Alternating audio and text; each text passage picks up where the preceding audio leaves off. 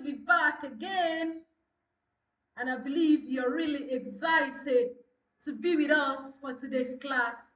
You're highly welcome on this interesting topic 13 non-financial ways to raise capital. 13 non-financial ways to raise capital.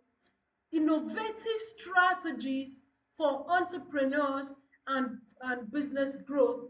You're highly welcome. I believe you're set to learn, to unlearn, and to relearn. You're highly welcome. You're highly appreciated. And it's fun and awesome having you with us. Thank you and welcome. And like we said, this insightful Facebook webinar session today on this interesting topic 13 non-financial ways to raise capital will be so awesome because in today's competitive landscape, finding innovative ways to raise capital without dipping into your financial resources is key for you as an entrepreneur or as a business owner. I'm going to share 13 practical non-financial strategies that will empower you to grow, to pivot and invest in your business ideas, all without breaking the bank. I'm assuring you that at the end of today's class, you should not have an excuse to not riding on your big dreams. You shouldn't have an excuse to making yourself a very successful business person, and that finance will never be an excuse for you again. And today you're going to learn creative approaches to build resources without financial backing. We will also look at practical networking techniques that actually open doors, and then how to leverage partnerships, skills, and assets for growth. You're welcome. Get set. I hope your biro is with you, and I hope your jotter is with you, or your paper. And please call your friends, call your neighbors. It's gonna be an awesome and interesting time out learning experience. You're welcome. So, good people, before we proceed, let us take our mantra, which always serves as a reminder of our awesomeness, as a reminder of the great potentials within us, that we can actually be uncommon in every aspect of our lives, in every aspect of our business. Let's take the uncommon man mantra.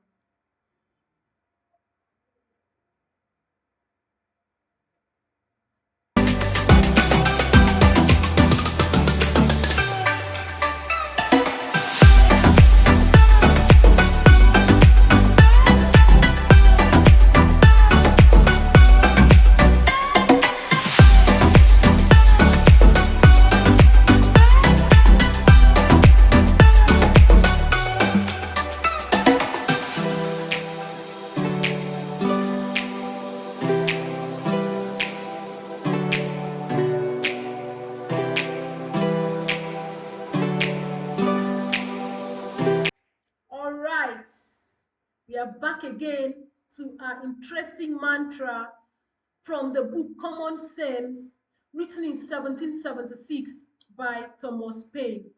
I would like us to read it together, reminding ourselves of our uncommon potentials. Thank you. I do not wish to be a common man. It's my right to be uncommon. If I can, I seek opportunity, not security. I do not wish to be a kept citizen, humbled and dulled by having the state look after me. I want to take the calculated risk, to dream and to build, to fail and to succeed. I refuse to barter incentive for a dough. I prefer the challenges of life to the guaranteed existence, the thrill of fulfillment to the stale calm of utopia. I will not trade freedom for beneficence, nor my dignity for a handout. I will never cower before any master, nor bend to any trait. It's my heritage to stand erect, proud and unafraid, to think and act for myself, to enjoy the benefits of my creations, and to face the world boldly and say, this, with God's help, I have done. Can we take this again? It's my heritage to stand erect, proud and unafraid, to think and act for myself, to enjoy the benefits of my creations, and to face the world boldly and say, this, with God's help, I have done. Please give yourself a clap. You've done well as an uncommon man. So let's get back to our topic.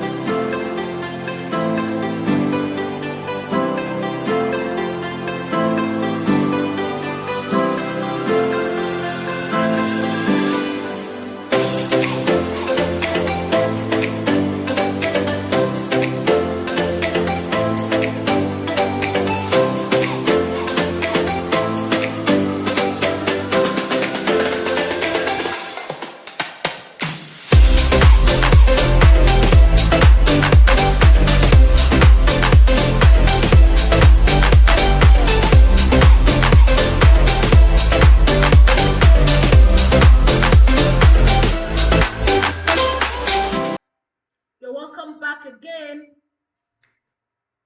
to this awesome topic, 13 non-financial ways to raise capital.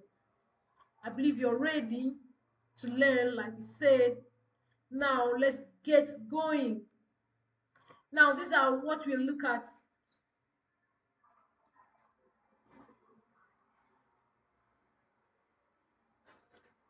This is an overview of today's class. Why non-financial capital matters. Then we'll look at overview of key concepts. We'll talk about partnerships and collaborations.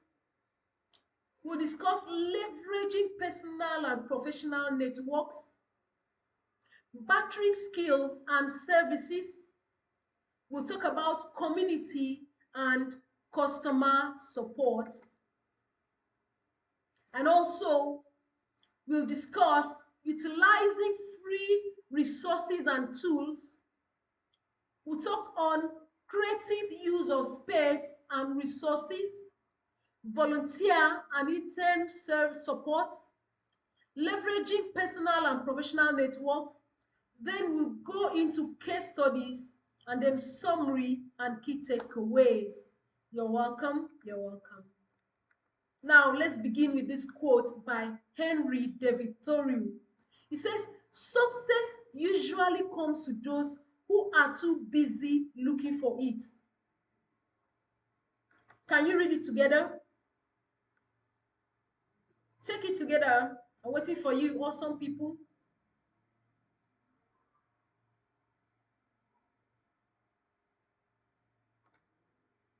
Success usually comes to those who are too busy to be looking for it. Sure, very, very true, very true. Now, this is a little bio of myself, your coach for today. Awesome topic. I'm Enobong Ekarika, and I am a financial strategist, an author, and a speaker.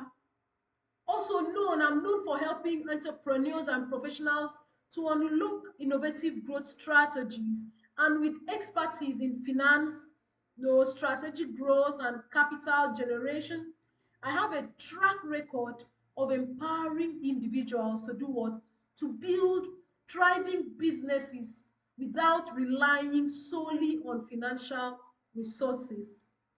I am a seasoned financial strategist, an accomplished author, and sought after speaker specializing in finance, in business growth, and resource management.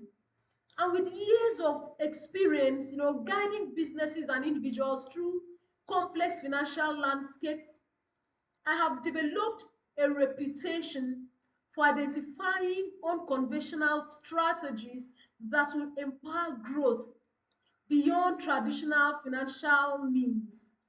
And my expertise, awesome people, extends across multiple domains, including capital generation, strategic partnerships, resource optimization, and this makes me a valuable resource for everyone that is looking to expand their business without significant financial outlay. Awesome people, my work has helped numerous small businesses, startups, and entrepreneurs to unlock their potentials by creatively leveraging non-financial assets. And this always leads to sustainable growth and competitive advantage. I believe you're fully ready to learn from me. Now let's get to the next point. Why does financial capital matters? Why does it matter? Why is it necessary for us to discuss non-financial matters? Why is it necessary?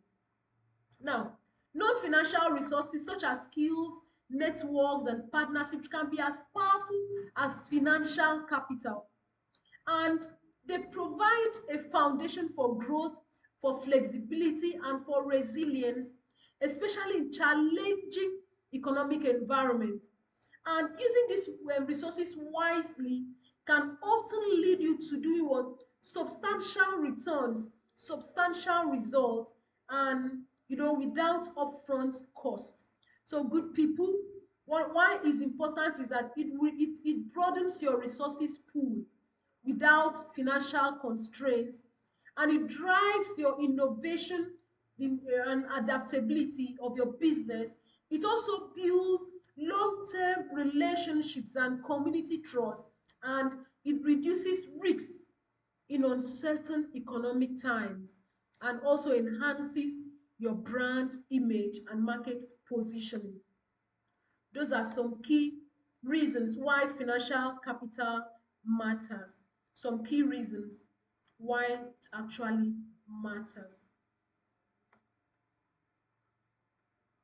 Now let's get to the next slide. Another interesting quote by Theodore Levitt. He says, creativity is thinking of new things. Innovation is doing new things. Interesting. Creativity is thinking of new things.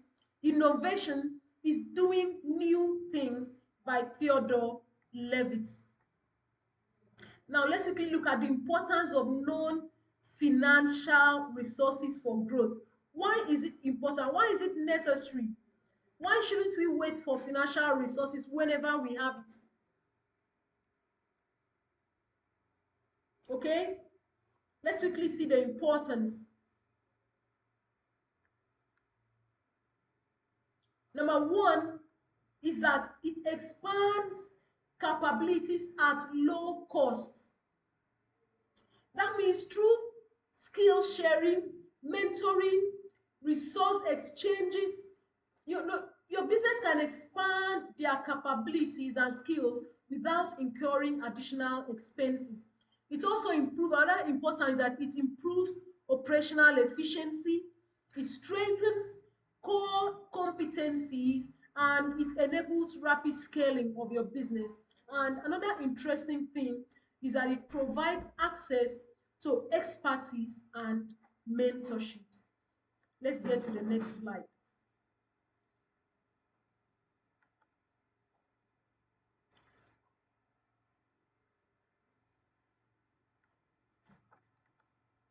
Now, relevance for small business. Why are non-financial capital relevant for small business and startups? I can tell you, why is a business classified as a small business?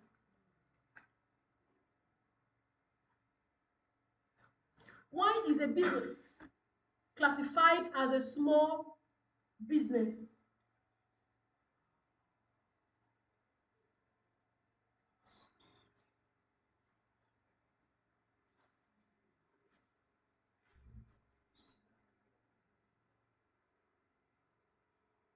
Now let's look at the relevance. Why is it relevant?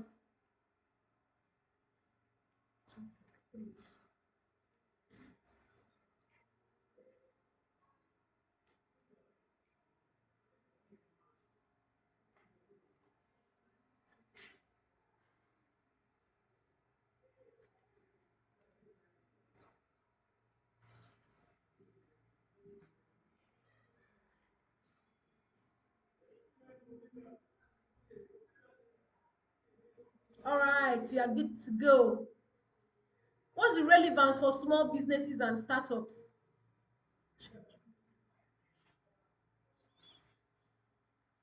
The relevance is that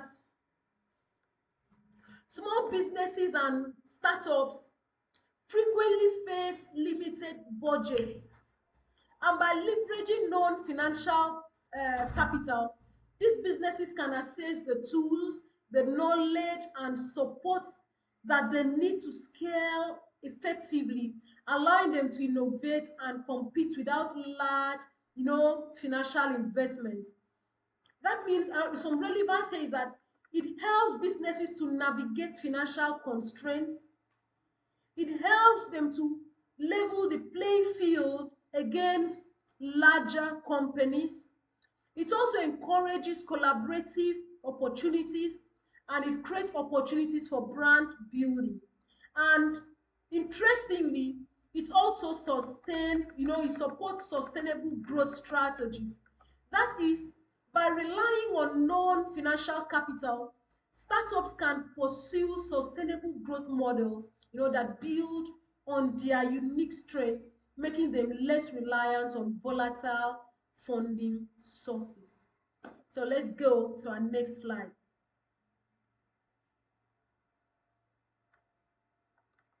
This is another interesting quote by Maya Angelou. You can't use up creativity. The more you use, the more you have. This is so true. Have you noticed in life, the better you are, the better you get opportunities to be better, the better you realize that there's more to learn.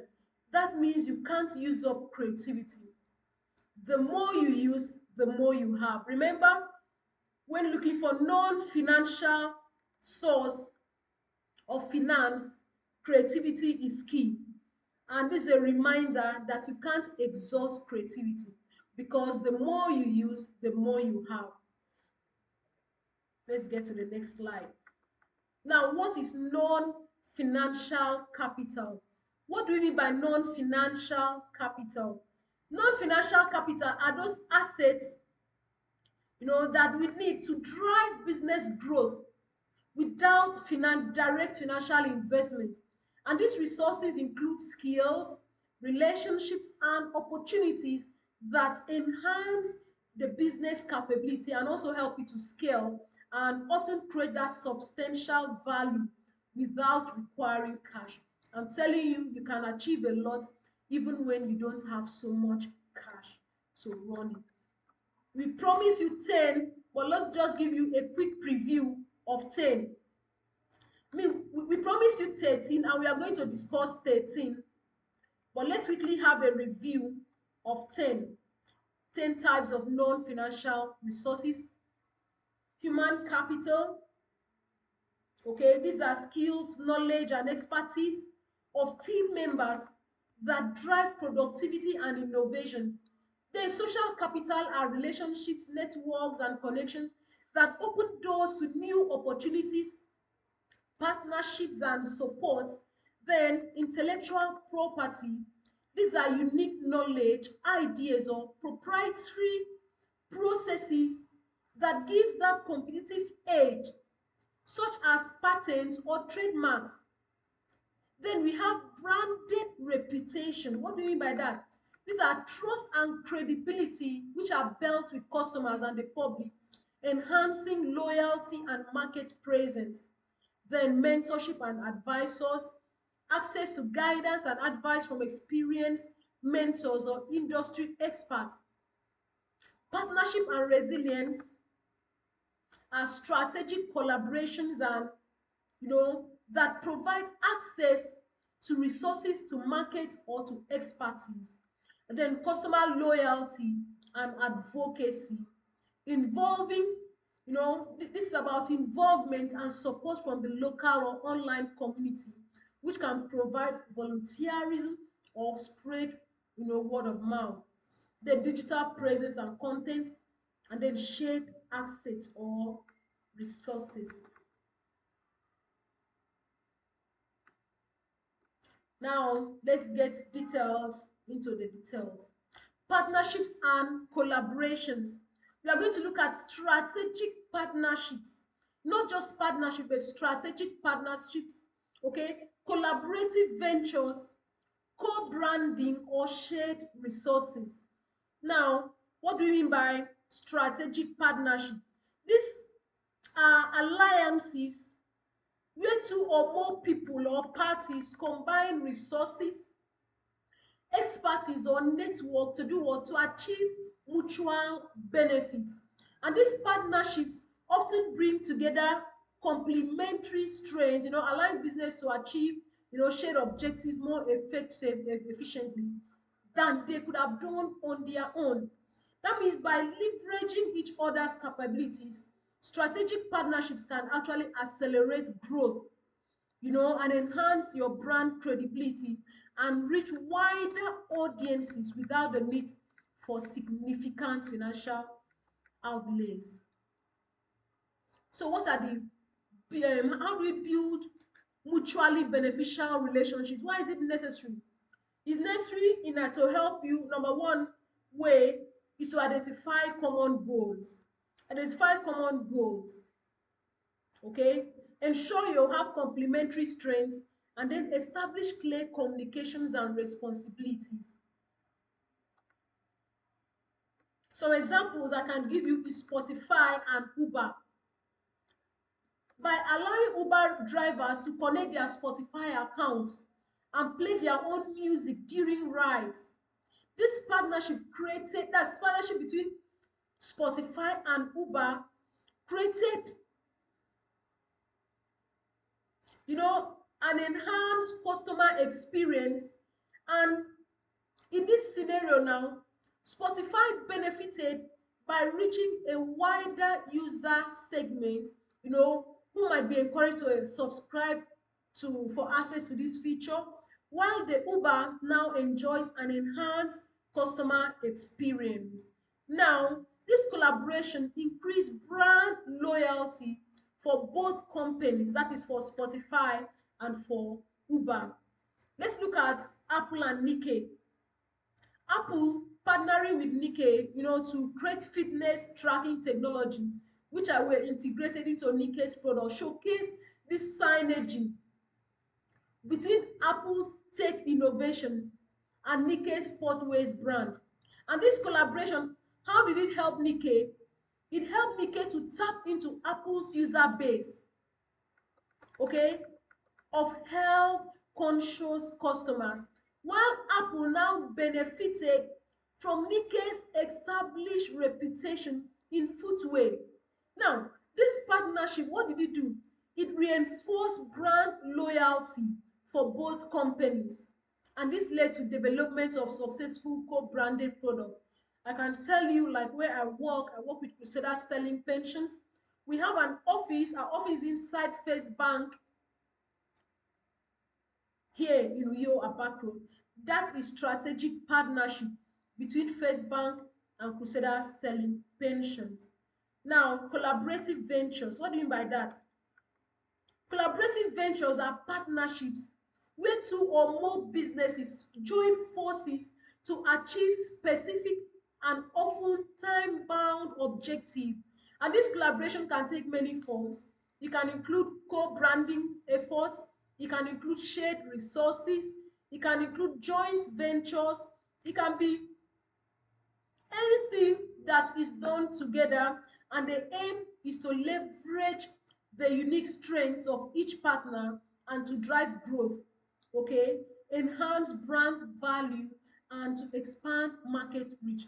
And through these collaborative ventures, businesses can gain access to each other's access. They can gain I mean access to each other's expertise. They can gain access to each other's audiences without the high costs typically associated with such expansions. Now, what do you mean by co-branding now? Now, co-branding involves two brands coming together to create a joint product, or coming together to create a joint service or campaign that highlight the strength of each brand. And the goal here is to blend the values, the identities, and appeal of both brands to reach a shared audience with higher, with greater impact. Now, co-branding typically allows businesses to leverage both brands' reputation. That means that each brand benefit from the other's reputations, trust, and recognition in the market. And then it also helps both brands to expand their market reach, okay, and also enhance their product appeal. Very important. Then shared resources. Shared resources. How does shared resources help? We are still on collaboration.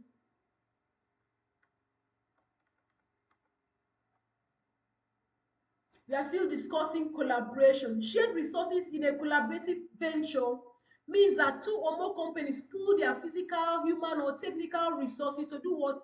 Achieve mutual goals. Okay? And this approach reduces costs. It also reduces stress and allow each company to do what? Utilize assets or expertise that they may not have access to, on their own. And shared resources can include facilities, it can include technology platforms, marketing teams, or even knowledge teams. Now, what are the benefits of collaboration? Number one, skill sharing. Okay. Two, access to extended network. Three, market access and customer reach is enhanced. Okay. Just like McDonald's and Coca-Cola, they they have long partnered to provide Coca-Cola products at McDonald's restaurants worldwide. Now, this collaboration allows Coca-Cola to be prominently featured in all, in a global network, which is McDonald's fast food, and also reinforce the brand's presence, and ensures that Coca-Cola, reaches McDonald's vast customer base.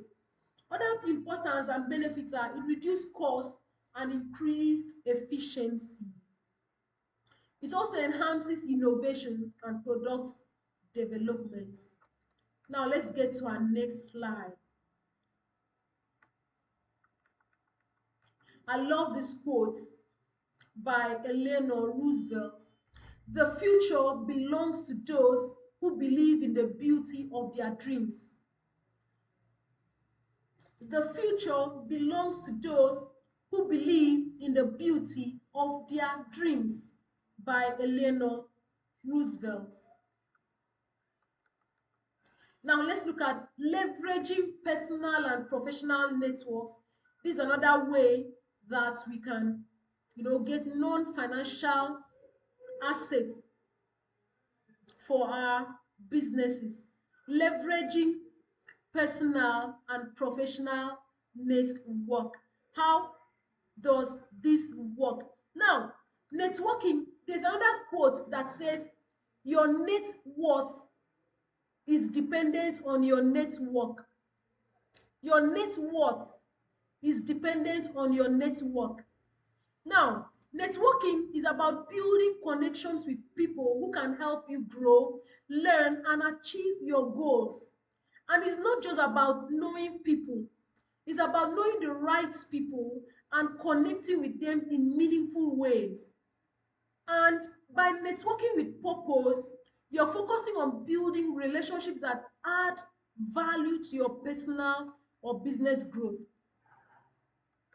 So, you can see that networking is very important. Now, how do you identify useful candidates within your network?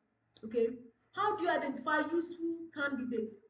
Review your contacts and categorize your contacts. Go through your contacts, your phone, your emails, your social media platform. Look for individuals who have skills or knowledge that align with your goals. Then categorize your contacts. Group your contact based on their expertise, on their industry, or the type of support they can offer. And then this will make it easier to identify who might be useful for specific needs. Then attend industry events. Participate in local or virtual networking events, workshops or conferences. And these gatherings can help you meet professionals in your field and expand your network. Then join professional associations. Join professional associations. Then reconnect with your alumni, like myself.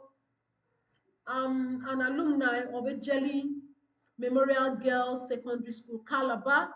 I'm part of the Alumni Association. I'm part of my set 1998 graduates, and it's fun. It's a very interesting and engaging time with them all.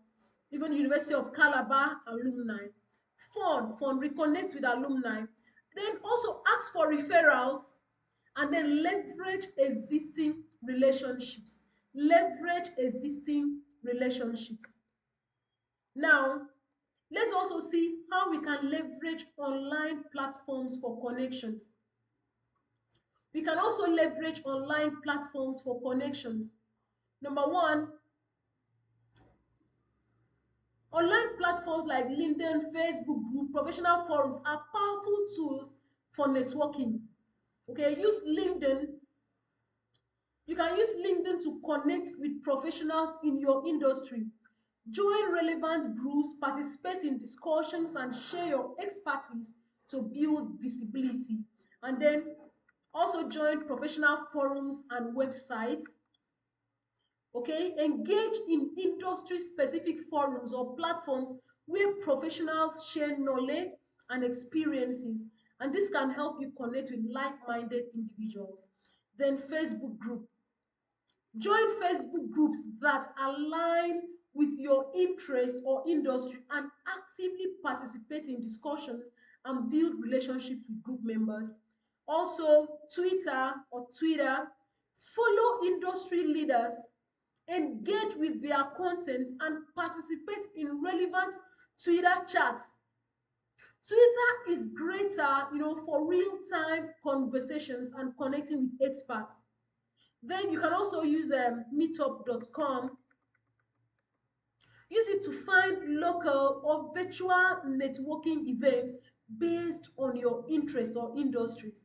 And these events are often designed, to foster connections amongst professionals. Then webinars like the one we are doing now and online workshops. Attend webinars and online workshops on your field. Engage with other attendees, through chat or social media, and follow with connections afterward. Then Instagram and social media platforms. Take advantage of Instagram, join industry group, engage with content, like, comment, and share points, from people or business you admire. This interaction puts you, on their radar and could actually lead to future collaborations. Now, send personal messages too. When connecting with someone new, send a brief, personalized message. Mention a shared interest or how their expertise could align with your goals, and you'll be surprised at the outcome. For example, You want to learn about digital marketing, okay, you can join a Facebook group for digital marketing tips. Engage with posts and start, connecting with experienced marketers. And over time, this can lead to friendships or partnerships with people who can support your learning. Now, use advisors and mentors. Use advisors and mentors. Having advisors or mentors, it's like having a guiding light in your career or business journey. They offer support, they share their experiences, they provide guidance, based on what they've learned over the years. And mentors and advisors can help you avoid mistakes, which will now you can now help focus on growth. Now, how mentors can add financial, non-financial value. How mentors can add non-financial value. Number one is industry insights. Okay, mentors often have extensive experience and knowledge in their field, and this allows them to share valuable insights, about industry trends, best practices, and potential pitfalls. Then personalized guidance. Mentors can provide tailored advice, based on your unique situations, helping you to navigate challenges and make informed decisions. Also help you to build confidence. Mentors can boost your confidence by offering encouragement and reassurance, especially when you're facing new challenges or uncertainties. They also, another advantage from mentors is networking opportunities. They give you access to that. Accountability, they can serve as accountability partners to you, or you will feel accountable to them, and that helps you grow. Skill development, very true and important. Perspective and feedback. Then emotional support. Mentors can provide emotional support during challenging times, offering a safe space to discuss concerns and frustrations. Now, how do we tap into their expertise and guidance? To fully benefit from your advisors or mentors, make sure you're tapping into their expertise effectively. How do you do that? Schedule regular meetings, prepare thoughtful questions to ask, okay? Seek feedback on ideas. Share your ideas, your project or business plans with your mentor and ask for their feedback. Their insight can help you to identify potential issues and refine your strategies. Then request resources from them, okay? Don't hesitate to ask for resources such as books, articles, or tools that they recommend that could help you grow in your field. And then be open to critique. Approach feedback with an open mind. Or some people create have this mind open for constructive criticism, because it is meant to help you improve. So be receptive to their suggestions and advice, and then follow up on their advice. Leverage their network and express gratitude. Very important. Always thank your mentor for their time and support. Acknowledge their contributions, because acknowledging their contributions helps you to build a positive and lasting relationship. Now let's get to the next slide.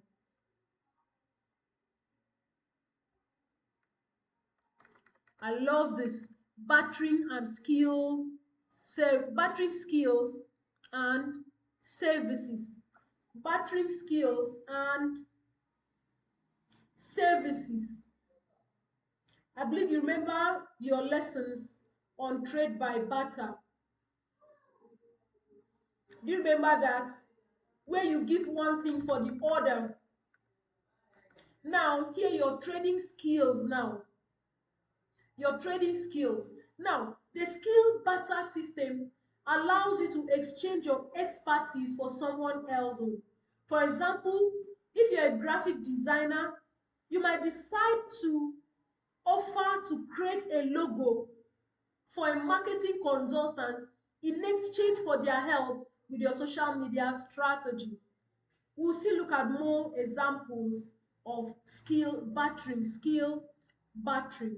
But first of all, what are the benefits of skill battering? Number one, it saved cost. It saved cost. You save money by not having to pay for services. It builds relationships, and it gives you access to services. Now, a small startup may need a website but lacks the budget for a designer. They can decide to find a web developer who needs marketing help, and by working together, both parties benefit from the services they need, without financial constraint. Let's still look at skill barter system, that is trading your skills with other professionals.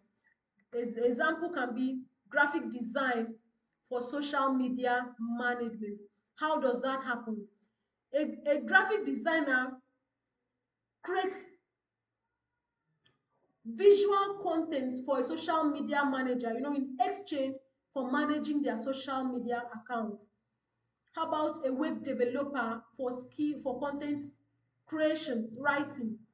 A web developer builds a website for a freelance writer who in turn provides blog posts or articles. I can give you an example of my hairdresser. The hairdressing salon, they rented an apartment, okay? The bigger part for the hairdresser, for the hairdressing services. One of the rooms is rented by a nail technician, and another office is rented by a photographer. You can see the collaboration. They all work to help each other. That is trade by barter. Now, another example is fitness training for nutrition advice. A personal trainer can organize an event for a graphic designer who in exchange create promotional materials for him. There are a whole lot. There are so many real life examples. There are so many real life. For example, a small boutique owner needed professional photos for their website. They arrange to barter with a photographer by providing them with free clothing in exchange for a photo shoot. That's very interesting. That's very interesting. How about a tech startup and marketing consultant? Here, a freelance writer needed a logo and branding materials for their writing businesses, and they bartered their writing services with a graphic designer who needed content for their portfolio. This is about trading your skills with other professionals. Trade your skills with other professionals. There's something very interesting I love so much. Cross-skilling and upskilling. Cross-skilling and upskilling. Cross-skilling and upskilling. What do you mean by cross-skilling and upskilling? Cross-skilling and upskilling involve learning new skills that can help you to do more work yourself, reducing that need to outsource tasks to others. And this act only saves money. This act not only saves money or some people, but it also makes you more versatile in your career. Very important. Cross skilling and upskilling. That's another strategy, another non-financial strategy to make help and make it. Now, cross skilling means learning business skills outside your primary area of expertise. For example, a marketing professional might learn basic graphic designs to create their own social media posts, reducing that need to hire a designer. Upskilling refers to improving on your existing skills or acquiring advanced skills in your field. For instance, a social media manager could take a course on data analytics to better understand audience insight and improve campaign performance. What are the benefits of cross-skilling and upskilling? Cost efficiency, increased employability, and more. We will look at more of that.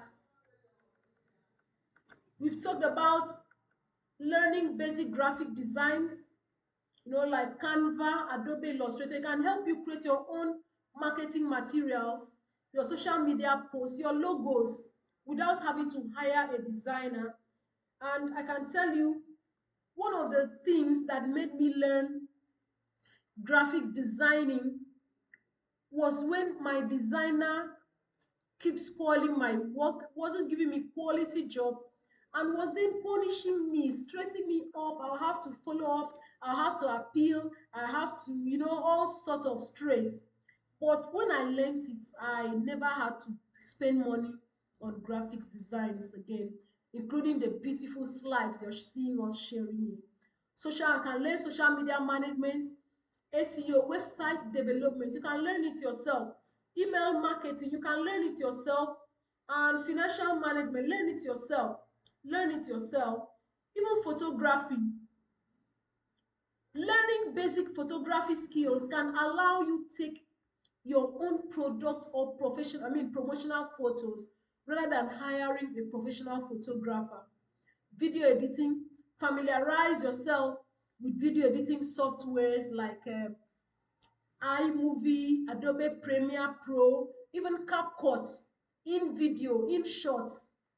Familiarize yourself. It saves you the money, the cost of actually paying for a video editor. Same thing with project management. Let's also look at training programs, certifications, and online resources. Training programs, certifications, and online resources. Online learning platform, take advantage of Coursera. That's a great online learning platform. Udemy, LinkedIn Learning. Then also certifications like Google Analytics certifications, HubSpot content marketing certification, Adobe Certified Associate. Then also take advantages of webinars and workshops like ours. Eventbrite.com, utilize that, utilize Meetup. Then YouTube tutorials. YouTube is a university on its own because many experts provide free video tutorials on platforms like YouTube, covering a wide range of topics from coding to graphic designs to marketing strategies. Also take advantage of industry-specific blogs and forums. Websites and forums like Medium or Reddit often have articles and discussions that provide insight and learning resources related to specific industries. Community colleges and adult education centers take advantage of that. Skillshare.com, online coding boot camps, take advantage of that. Then mentorship programs, take advantage of that too, good people.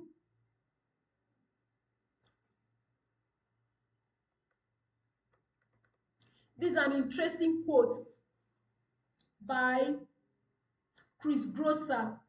He says, opportunities don't happen, you create them. Opportunities don't happen, you create them. Very true.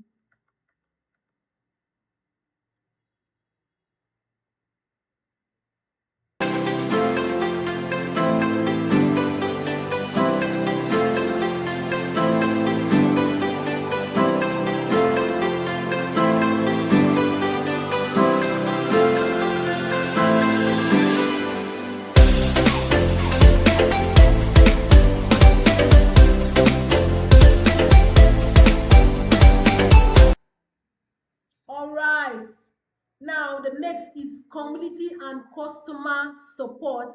What do we mean by this? Building strong community and customer support can provide valuable non-financial resources, okay, that will help your business grow. That means engaging with your community and customers fosters loyalty, it fosters trust, it fosters collaborative relationships, which can be leveraged for capital in various forms. Now, community engagement, how does that happen? Leverage community goodwill and volunteer support, take advantage of local events and sponsorships, and even volunteer programs. You can volunteer for other programs and people can volunteer for yours. Then collaborate with non-profits. There are a lot you can do. Outsource your ideas or resources, and also outsource other people to do the work for you too. Outsourcing involves gathering ideas, feedback, and resources from your customers and community. And this approach not only involves your audience in decision making, but also provide valuable insights that can enhance your product or services. Also take advantage of surveys, social media management, focus groups. Clearly important. You can organize community events.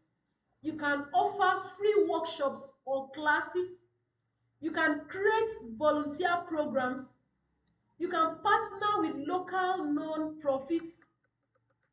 You can run donation drives. You can engage in social responsibility initiatives. You can build a community network, a community support network, and you can utilize local talent. These are very important. Many organizations, many businesses engage communities effectively. For instance, Patagonia actually actively supports environmental causes through community outreach and initiative. And these include local cleanups, efforts, and environmental advocacy. We have a lot of business. Even Coca-Cola, they engage with communities by sponsoring local events and initiatives which are aimed at sustainability and economic empowerment. There's a whole lot about that. Then crowdsourcing ideas or resources, we've talked about that. We've talked about that in detail. Online surveys and polls, social media engagement, focus groups, customer interview, online community survey. Those are things that can help you to raise your capital even without finance, without cash. Product testing services, customer advisory boards, crowdfunding platforms, email campaigns. And then on this case now, how can feedback serve as a capital source for improvement? How can feedback serve as capital source for improvement? Number one, it helps you to identify customer needs. It helps to reduce development costs. It also helps to enhance product features, because customer suggestions can lead to improvements or new features that increase the value of existing product, potentially leading to higher sales and customer retention.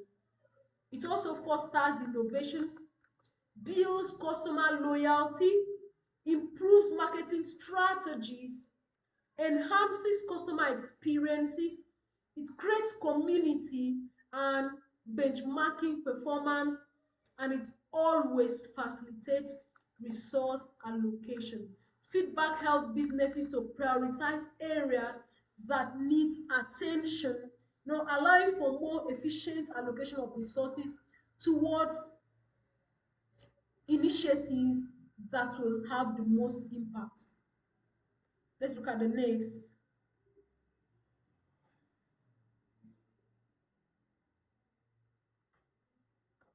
Utilizing free resources and tools. Utilizing this aspect is so interesting. I tell you, if you can take advantage of this, a lot of things you wouldn't need to spend a dime. You will get them done very fast and easily. Simply utilizing free resources and tools. How does this happen? Maximizing resources is crucial for businesses, especially startups. Why? Because to grow without incurring heavy costs, it will help you to grow without incurring heavy costs. Leverage free tools and platforms that can help optimize your efforts and streamline your operations. Number one are digital tools and platforms. They are free platforms for marketing, collaborations, and growth. Take advantage of Canva, which is a user-friendly design tool that allows users to create graphics, social media posts, and marketing materials without any design experience. MailChimp, Hootsuite or Buffer, Google Workspace, Trello, Slack, Zoom, SurveyMonkeys, Facebook and Instagram, LinkedIn.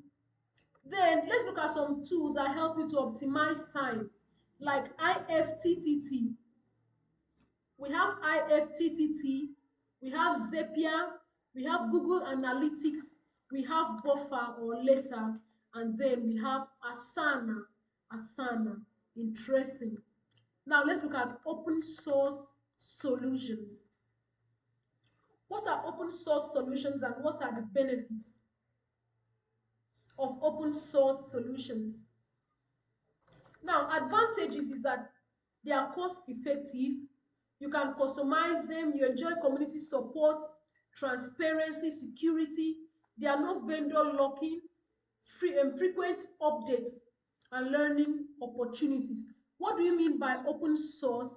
These are softwares that you can get, it's a free alternative to some expensive softwares.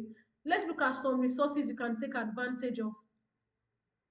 GIMP is a powerful open source image editing tool that serves as a free alternative to Adobe Photoshop, okay, which is useful for graphic design and photo editing.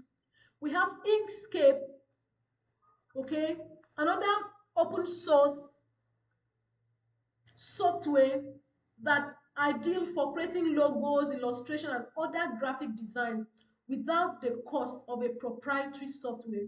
We have WordPress, for your website, Open Projects, Odoo, LibreOffice, Moodle, which is an open source learning management system that is used to create online courses and training program, which is beneficial for startups that are focused on what? Education or training. Then Redmine is an open source project management and issue tracking tool. It will help your teams to manage tasks, timelines, and resources effectively. Jitsi, GIT. These are very interesting ones. Now let's get to the next slide. To succeed in business, you must be daring, and creativity is the foundation of daring. This is a quote by John C. Maxwell. To succeed in business, you must be daring, and creativity is the foundation of daring, by John C. Maxwell. Creative use of space, this is another non-financial way of making, getting capital for your business. Creative use of spaces and resources. Find innovative ways to find available space and resources. It can help your business save money, enhance collaboration, and also reduce waste. We are going to look at shared workspaces and recycling or repurposing. Shared workspaces. What are the benefits of co-working spaces or sharing with others? Saves costs. It gives the opportunity for networking.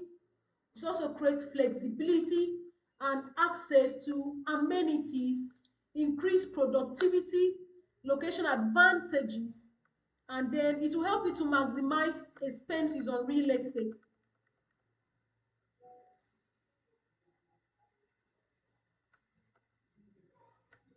Also, recycling, very important.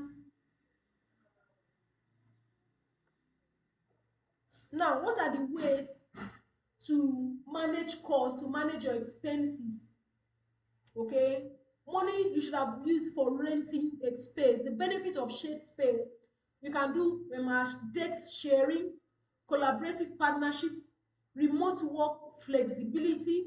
It encourages employees to work remotely when possible, decreasing the need for physical office space, utilizing temporary space. It also increases community engagement, seasonal office space, and also help to negotiate listings, shared resources. Then we talked about recycling and repurposing. Recycling and repurposing. What do we mean by that? By is a cost-effective use of materials and access.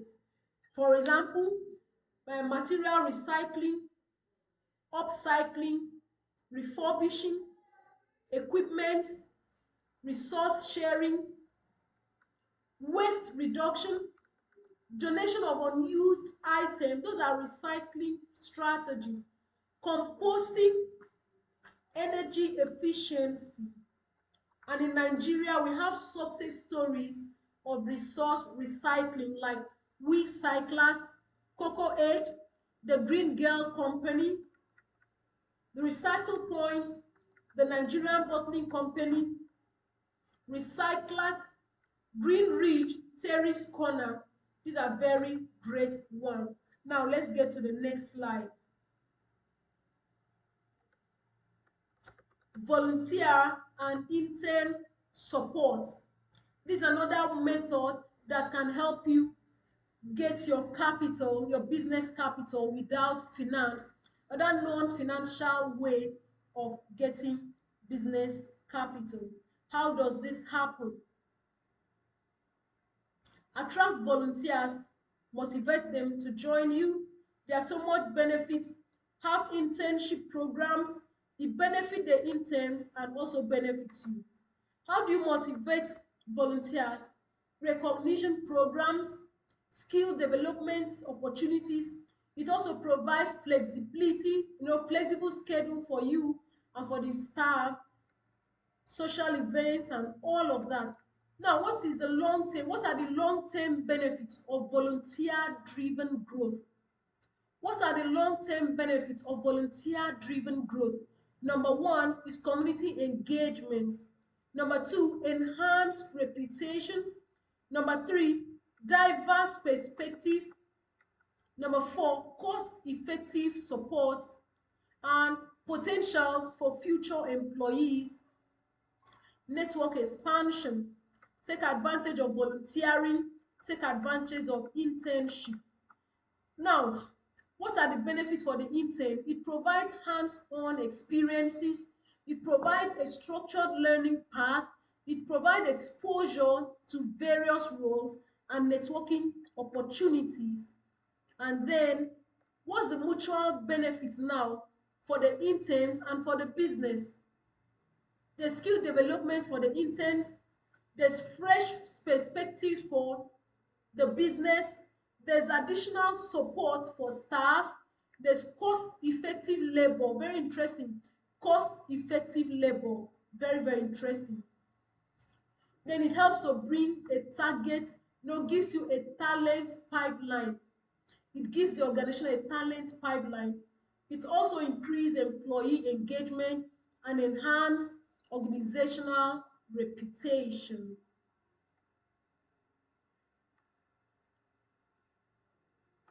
We look at just two or three case studies before we round up.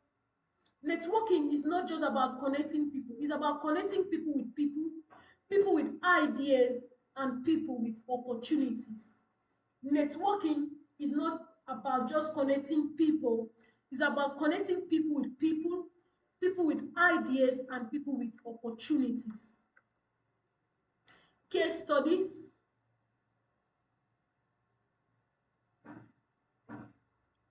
We have We Cyclers, which is a social enterprise that incentivizes waste collection in low-income communities through point-based reward system.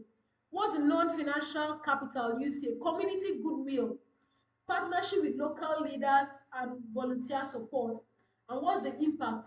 We Cyclers created a recycling network that not only helps the environment but also provide economic benefit to participants. We have Farm Crowdy, the Green Girl Company is a company that repurposes plastic waste into eco-friendly products. And what's the non-financial capital they use? Community engagement, local artisan skills, and partnerships with NGOs, for awareness campaigns. And then the impact is that they have created a market for recycled products while empowering local communities. We've learned a lot. Let's quickly summarize what we've learned today. It has been interesting and fun-filled learning experience, leveraging non-financial strategies to raise capital. We talked about community engagement that is key, that we should leverage local expertise. You should take advantage of innovation through collaboration. You should focus on sustainable practices. You should utilize technology for growth, empower employees and volunteers. And then a recap of the 13 non-financial ways to raise capital are strategic partnerships, which is building mutually beneficial relationships.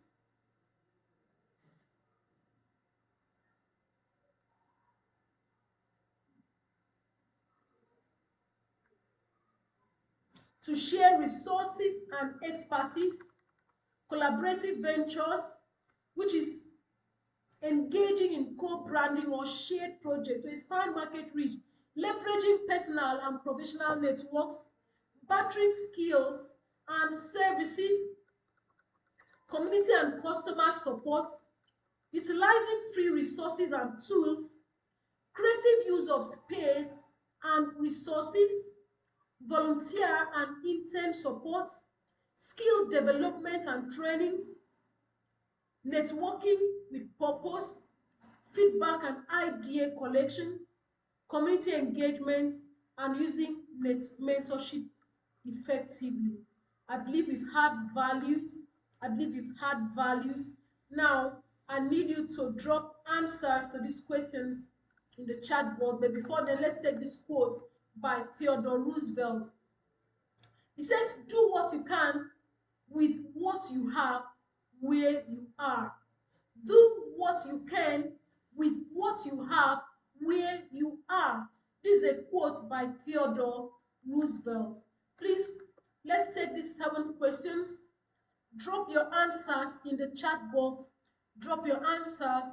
There's a special gift for your answers. Drop your answers in the chat box. Awesome people. Pick up any of the questions and drop your answers.